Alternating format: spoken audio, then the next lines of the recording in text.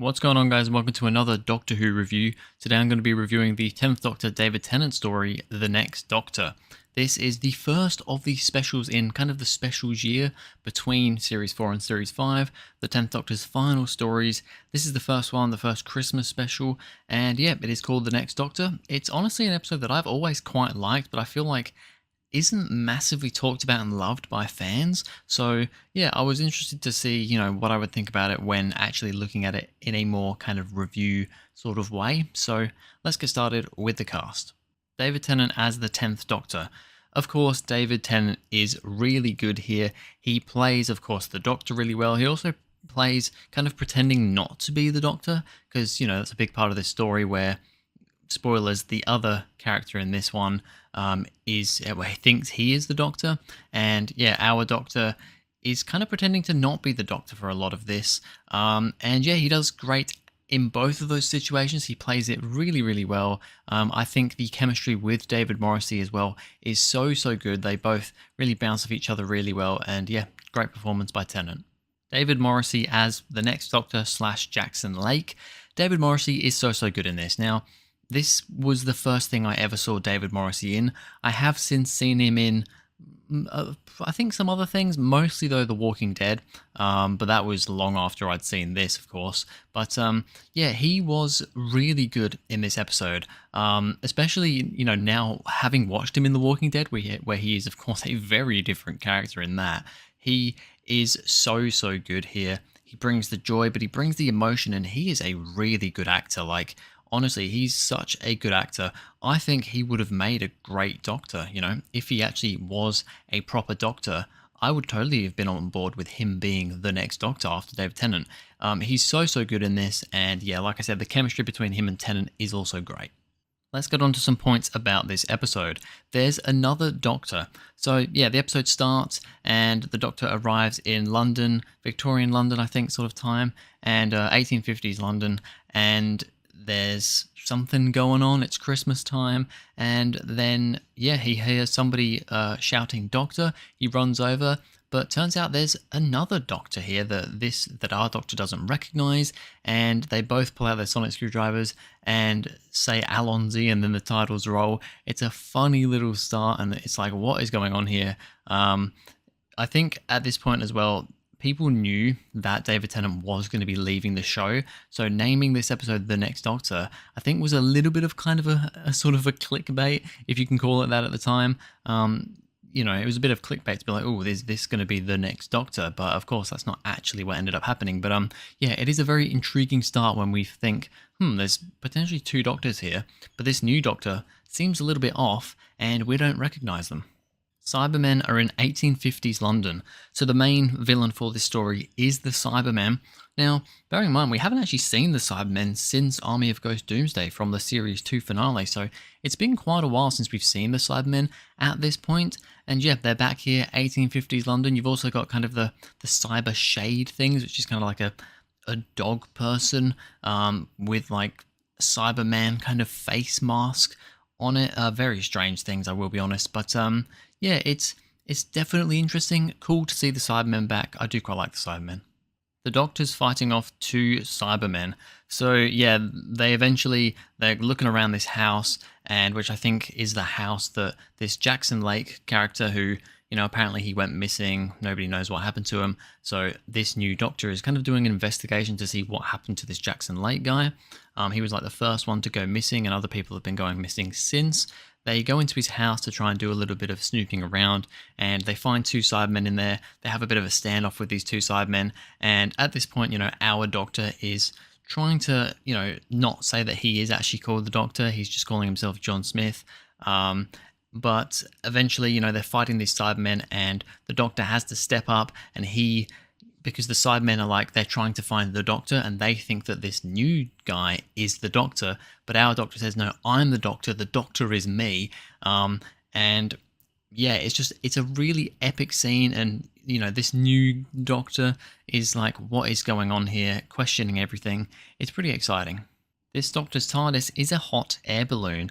I love this scene where, because at this point, our doctor has seen this guy's sonic screwdriver, and it's literally just a screwdriver. And there's just some other things that really don't make sense with this new doctor. And then he's like, right, we're going to go see this TARDIS. And our doctor's like, I have got to see this. And it turns out it's a hot air balloon, which is hilarious. He also has an acronym for TARDIS. I can't remember exactly. It's something about designed in style, tethered, aerial, something designed in style, something like that. It's a funny little acronym that they went with there as well. So yeah, it just makes things even weirder and sillier. This guy is actually Jackson Lake, who had the Doctor's memories put into his head. So we eventually find out what's going on here. I love the moment where, the Doctor's like, I think I've figured out what's going on here. And he plays this little video through these info stamps that the Cybermen have. They have all these info stamps with, different bits of information on them. And he explains that Jackson Lake picked up one of these info stamps and used it, but then it kind of backfired and everything from that info stamp got put back into Jackson Lake's head. And that info stamp was an info stamp about the Doctor, and it got put into his head. It made him believe that he was the Doctor. Now, I like this. I mean, the reveal is a cool reveal. On the other hand, though, it doesn't make a whole lot of sense. I mean, if he picked up an info stamp on, I don't know, the Daleks, does he now think he is a Dalek? Like, it doesn't really make much sense in that regard, but I still like the scene. The Cybermen are using children as slaves. So the Cybermen have this massive machine, and we don't really know what it's all about at this point in time, but they have this big machine, and they have child slaves to work on this machine. It's like a giant engine that they're, doing something with, and they have all these children there on it. There's also this woman, Miss Hardigan. Is that her name? Is that from this story? No, that's not from this story. Is that Partners in Crime? What's her name? Mercy. Her first name's like Mercy. Maybe it is Hardigan. I can't remember. But yeah, she is. Yeah, it is Hardigan. I've just checked my notes again. It's like Mercy Hardigan or something like that. I don't know. And she's still human at this point, but she is working with the Cybermen because she wants all this power. And yeah, there's something weird going on there. They're using kids as slaves. So yeah, the Cybermen took Jackson's son. So throughout this episode, once he figures out who he is, the Doctor tells him who he actually is. He remembers that he lost his wife. She was taken by the Cybermen. But then there's something else in the back of his mind that he's not 100% sure about. And eventually he sees his son and he remembers, I had a son. The Cybermen took my son, but he's still alive. He's there working as a slave. So now the mission is not only to, save the world from the Cybermen, but also to get Jackson's son back. The Cyber King is a giant moving factory to convert people. Now this is where it gets a bit too silly. I think this is the thing that most people are like, oh, I'm not a fan of that.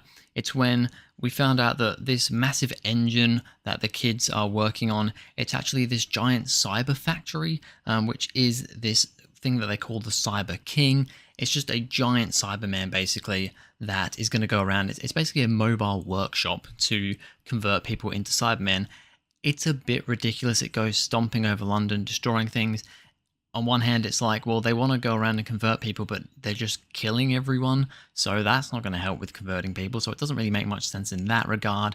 And yeah, this bit for me, this is the bit that I don't love about the episode, the whole Cyber King thing.